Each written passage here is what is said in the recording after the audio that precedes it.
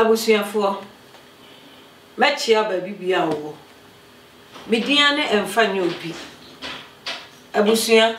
medical catcher say owu me akua Starlington papa bi ene wo me se wo hwe me aha yesi France TV so ene ensemu a etwagu ene die esie ena mede ebrewo abusua me pese me ka kire wo se me no mienu ye ba wiase ache me boa ka se me boa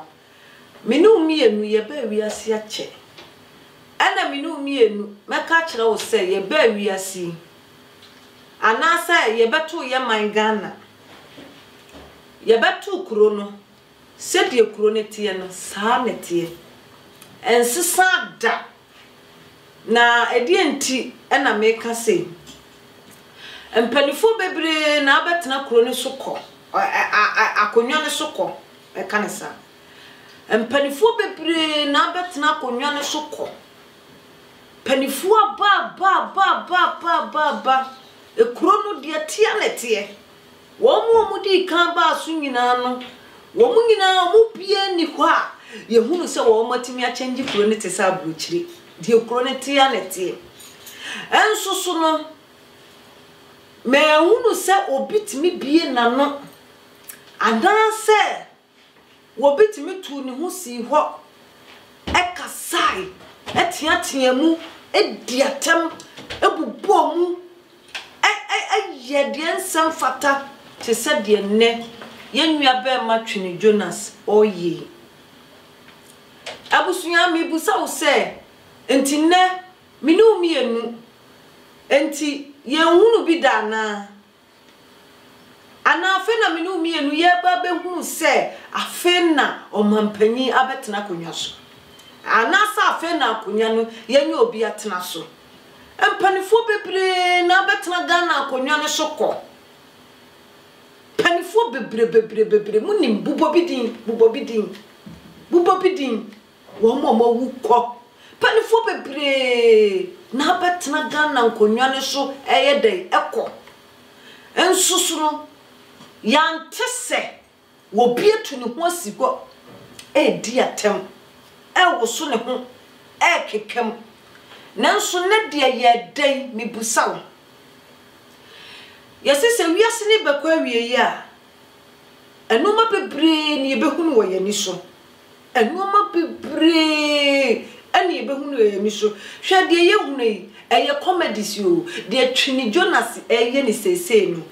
what ya say eye comedy na kase pa etoaso ebeba what ya say because yempanifo mo betena konwa ne so koye no ye hunu obi bia wotimi beye oman Ghana te sa abrochiri yempanifo wo mo didi kan ene medical catcher se JJ Rollins no ye nipa bia na osh papa na wash gidi na ne nkrofo so suro no efise no ye soja aban nti ne nkrofo so he JJ kase da wo beda o kase sori a wo be sori nti na JJ wo akwanya bebre se enko betimi control Ghana atimi age Ghana te sa abrochiri you can't make a chira because ni ni pana ye wo man Ghana ni mu no na ye suro JJ Rollins media me beto ye na make bi a chira wo mu di kan de ma meto wo mu ni suro JJ ankasa obi a okasa da na wada okasa sore no asore wo ye bibia wo ontimi nye wo betimi aye ne ntantam kura ma oman na ye dai akoso ama oman na akoso fise ye nipa na ye wo mu ye suro nipa no ti nipa ne kase wo ye ade a no baga wo ya na ne yen hwei na na do de no wo ka kire ye woni bia wo ka kire woni bia wo ye efri se wo kase da no nsia wo beda no ndu wo kase da no nwotwe a ene wo beda du mienu na wo sidie na ado meye mawo obi a yare abu a yesi hye nose mask na police fo tie sikrom wo bi si media me ba be hwese police for no ampa so o ma ba kuromu a jeje tam so a na wo suo se wo be pie wo kura wo mpie eye wo TV na wo radio na wo tie mu ase what you see enti hwa ma me control de twini Jonas ye no wo social media so wo America bontin so yi nua ma ne nya nwanwa bubom wo didi atem wo kasa me say de chan twini Jonas de yi epepa wo de ye hunu hwio de chan twini Jonas de no ebepa kese pa efise eye ewiase awiye no ena aduro because me hu ni say aban bebre Ghana konwa empenfo bebre na bedi Ghana konwa ko empenfo bebre na bedi Ghana konwa ko ena sam penfo so bedi Ghana konwa ko na wo mu deserve se wo sen ko mo ye Ghana te sa brochire na wo mu deserve se nka wo so mo ye Ghana te sa glass nko wo mo ye Ghana grass nko a 24/7 nka wo so mo ye Ghana te grass nko a company for no wo nyina wo ye Ghana dai wo de Ghana kosi hi wo nyina peja Ghana sika na wo de ababeto abrochi mem na abrochirefo wo asa akọ abrochire akọbọbosia na ye friends abrochirefo no asa the interest ato wo bosia na wo mabone so ni yete ya ni yetwiaka ye mpanifo ni afa Ghana sika no omodi akototo adan wo nkrofo kroso ye mpanifo ne fa Ghana sika no omodi aye nuoma ensem fata edi biesisi adan agugu nwuramu a obie nkwa ho edi biesisi hospitals a ene hospitals ni nyina afufu nwura chawati asiye ni nyina ayeye mpanifo a wo mudi kan betata so a wo mu anye wo mu nyuma yie insumante se obi ekura sori agina wo yesi ye ni abre ye kasa ye bupom ye benyank ye pese Ghana ye te sabrochire ye benyank ye pese Ghana ye grass nko a wonna mana grass ne je gigra enka efedie enka ye pane sa papa ki ani ba giaposo inu mienu kamnim se minu mienu de enka ani ba giaposo nanso womo mudi kan no di mutimi yeye memfa so bo mo sesiye yo memfa so bo emmo sesiye yo yesi mpanifo bu ebebi womo se di odi a kire sua di odi kan nante di odi a kire wo sua di odi kan nante enti wo mu di kan no ye mpanifo na me question no me pacho wo question bia drop e wo comment say ho e fama me question say wo mu di kan ye mpanifo na mu di kan na wo mu wakwanya say ko wo mu ye Ghana te say ayi abrochire wo mu ye Ghana te say America ba bia Twini Jonas wo ye wo twetwa ho photo bay na nka wo so wo mu ye Ghana te say de Twini Jonas ba bia wo we wo mu di kan ne we wo mo di kan we asu ye nya obi ansori anyina ho ankekamu o said ye Twini Jonas ekekamu said ye Twini wo bubomu said ye Twini wo tetem eyewiase awieye ntia eyewiase awieye na urban end time na urban ena amane enkwala nyina solidi mpanifu atem enkwala nyina ye dai solidi mpanifu atem wo dipanyina tama wonwene ho wo hwere chi wo hwene nim wo hwene bonkum sokura tinatam kwala nyina di mpanifu atem wo mai no ho enkie nyankie pepapa enka tade ye pesa Ghana ye no even ye pesa Ghana nke ye kura ye tramorofo no efisa ye kakifo ye tuntumfo ya bramorofo ne so ya bramorofo ne so ntike ye kura ye pesa Ghana tramorofo no Nanso hwene yanko ya chinko hwe Ghanafo emu nipa wo mutimuo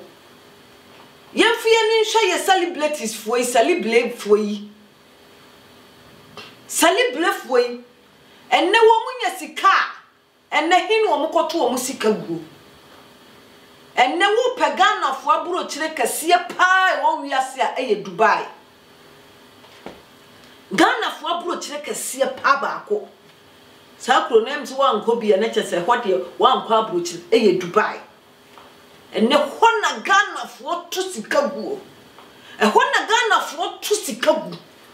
hotel wo mo beda eduane wo bedi ni wo ho eno mo beye ni wo ho makroni nyamfa so se from die na Ghana timamufo yi omunya sika ko hwie gu Dubai die na omo de ye oman Ghana die na omo de ye oman Ghana yase ba fan so obeto obeto boabo na so obe obibi na chese ni nan esi bibi so ni frani anamboa ni frani so obe obibi asese a ma hunu ebe ne bo afasha omam na ne nan si bibi so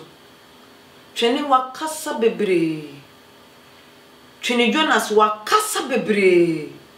ni kasa ni nyina so ye good pa na wo kasa se no na Ghana fa na wo hwefa Ghana fa na wo yefa nanka wo di champanifo impoa na wo di de wo ye champanifo na ni so na wo di kasa wo mo nanso wo hye ho na wakasa sa Ghana fa ye hunu de Ghana fa na Ghana kota ana Ghana sini emu ba akokora ni ho aye hunu ba bi e ho wo ye momien ka no kore no twene de wo ka nyina wom de wo ka nyina ewom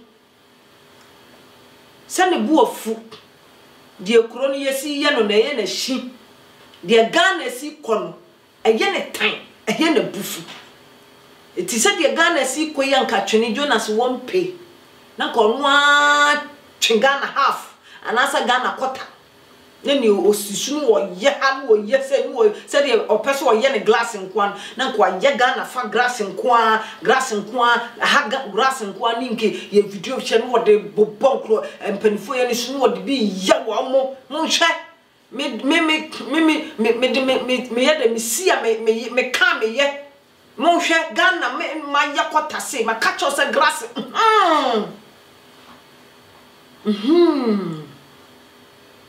abusuya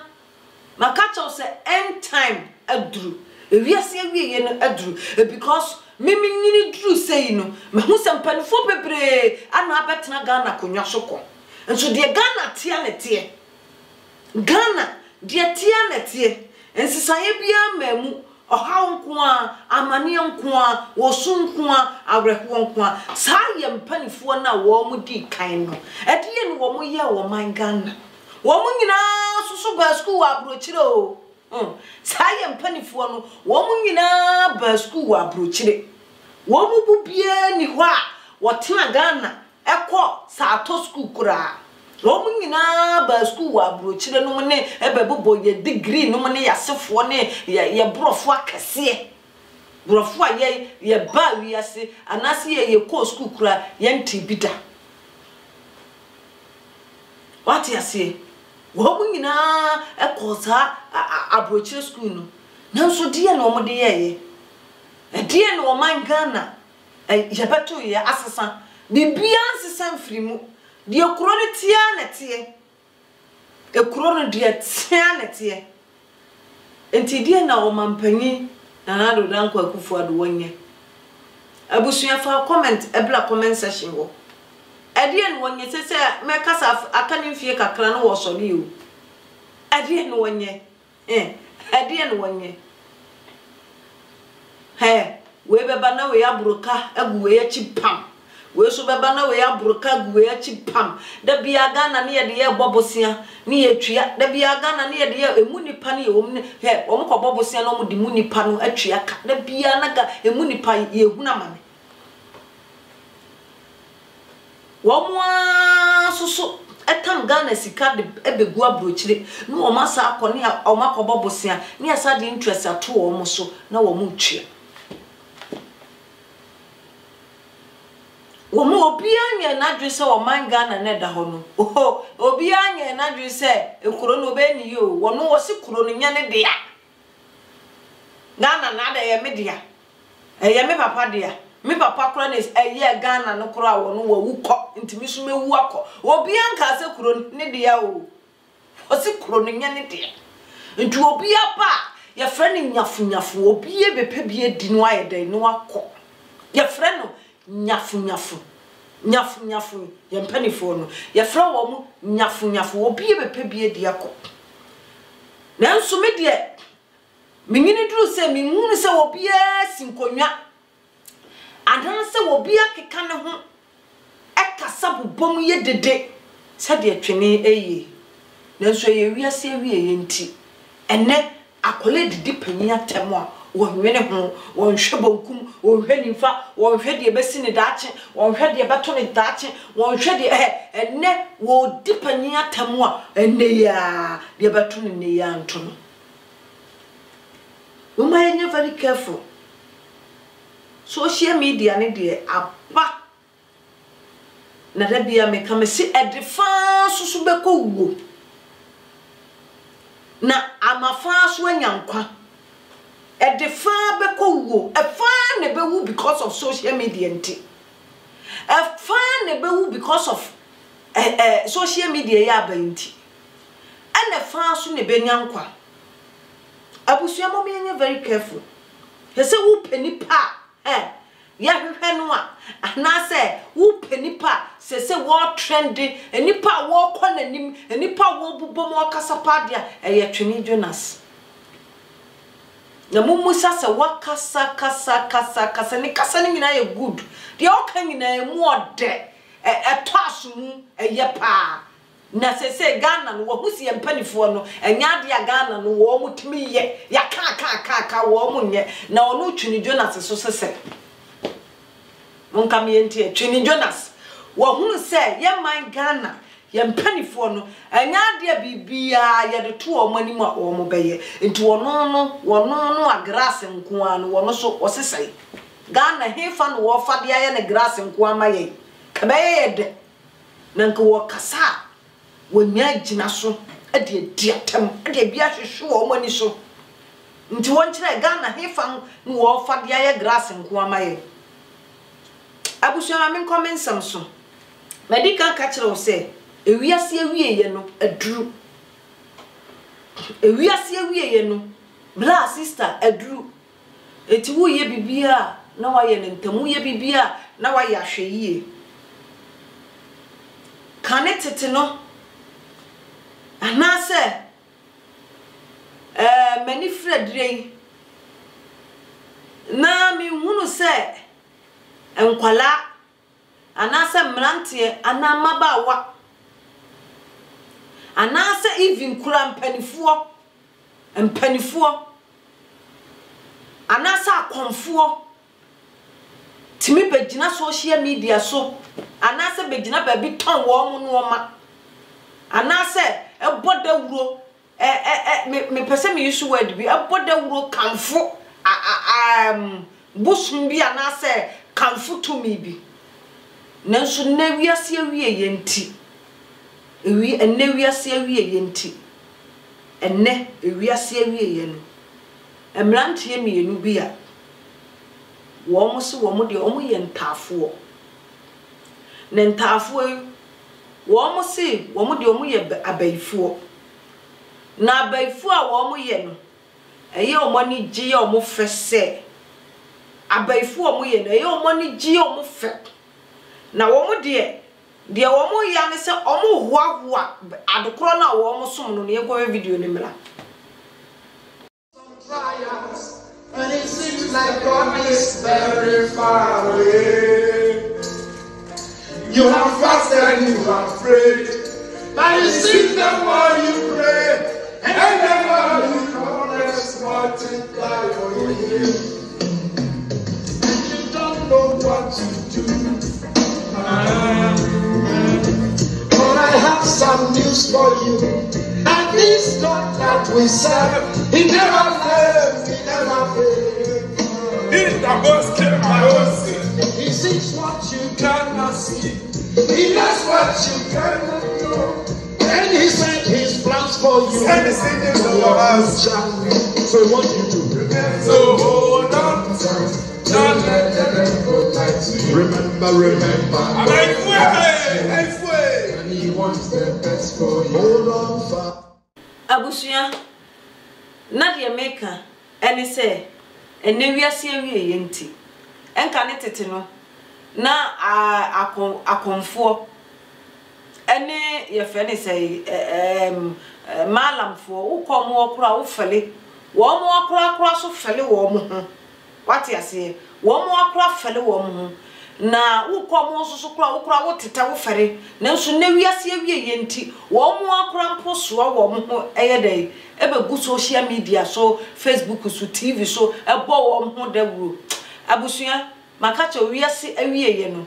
Asem way, Messiah who video edit abroad. Wo me apia Stalingram me chia pa sana Sylvester me chia baby bia wo wo nkran abonten so me producer me chia pa nya me hira makrao.